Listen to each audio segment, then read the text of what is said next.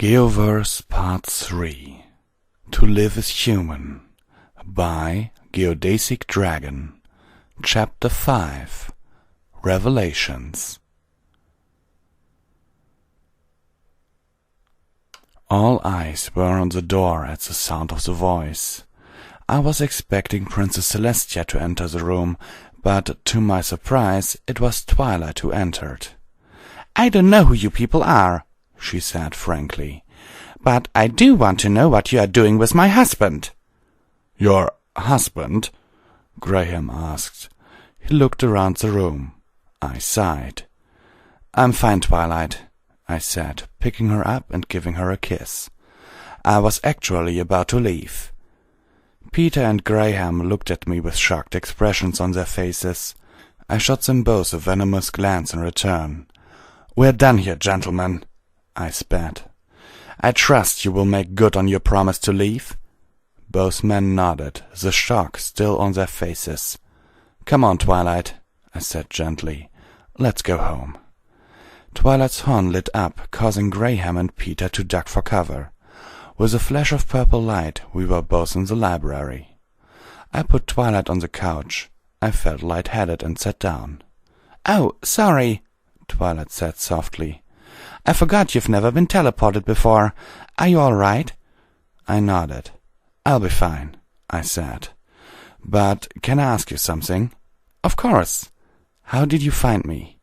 Twilight smiled. "Well, I knew you were going to see Dr. Sorrow," she said. "So I simply went to his lab. However, I found those strange tracks in the dirt and realized something might have happened to you, so I followed them." "With no regard for what you might have been walking into?" I replied. I smiled and kissed her forehead. "That's my Twilight." She blushed slightly. "I found the portal and saw all those men around it," she continued.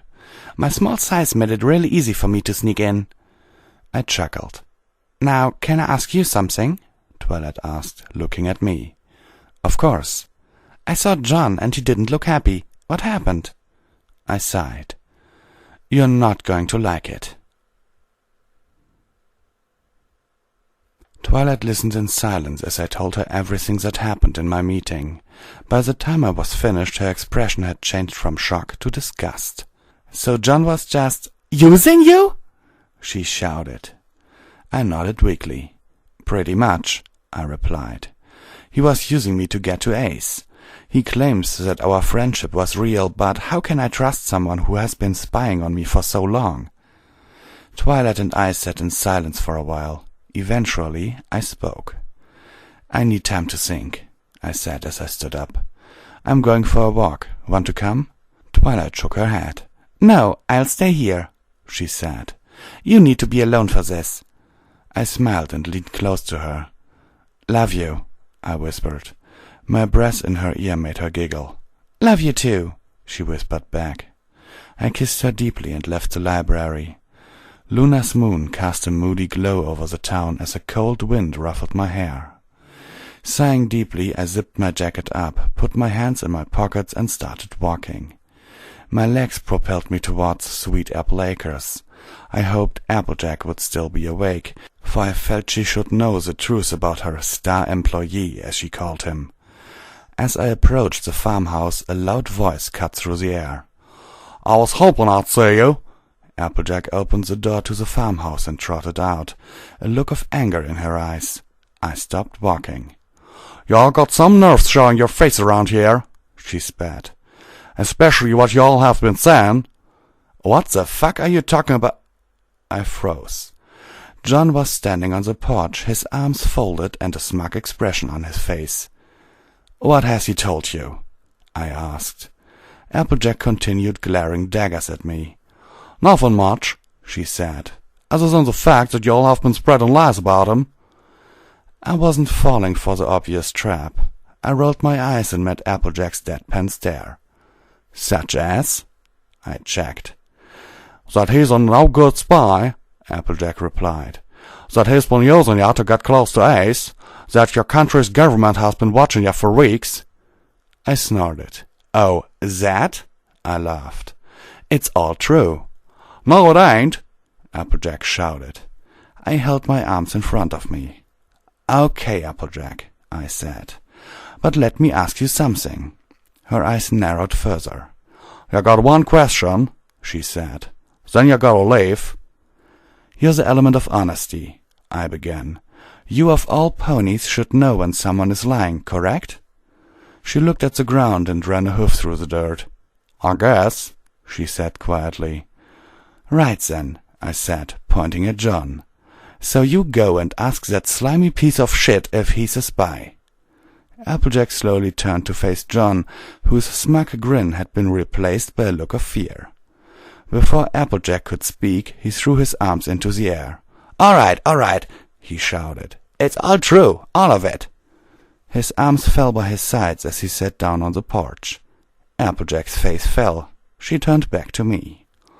"I'm sorry, Gail," she said, "but he was just so darn convincing, it was hard not to believe him." John gave a hollow laugh. "Being convincing is part of the job, sweetheart," he said.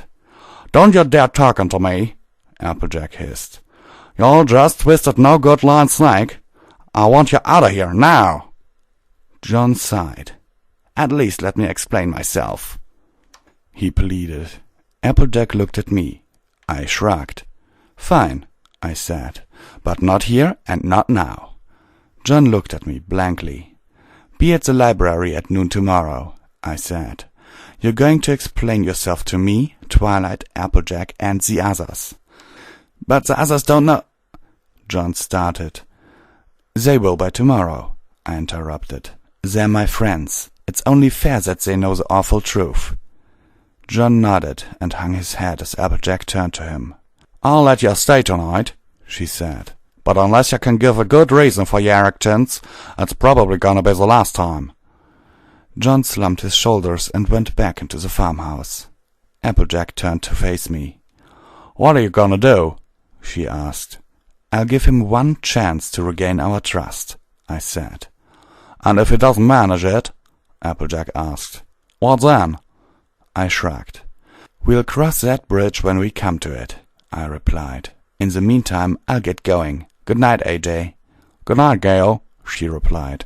"I'll see you tomorrow." I turned and walked down the road leading back to Ponyville. My mind was filled with memories of the time John and I had spent together. To find that those memories were created under false pretenses brought tears to my eyes, but I dashed them off and returned to the library. I found Ace there, talking to Twilight. I indicated to her that I was going to bed, and she nodded. I went upstairs and threw myself onto the bed, exhausted. As sleep claimed me, my thoughts drifted to the upcoming meeting. I knew that John would try his best to explain why he did what he did, but I also knew that whatever he said wouldn't work. Because, while it's really easy to betray your friends, it's even harder to forgive them.